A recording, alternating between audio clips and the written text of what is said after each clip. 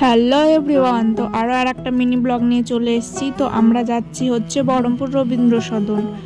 কিছুটা হাঁটাহাঁটির পর চলে গেলাম আমরা টোটোতে সবাই মিলে। আমরা এই যে যাচ্ছি হচ্ছে 5 জন মিলে। তো রাস্তার ভিউটা জাস্ট দেখো।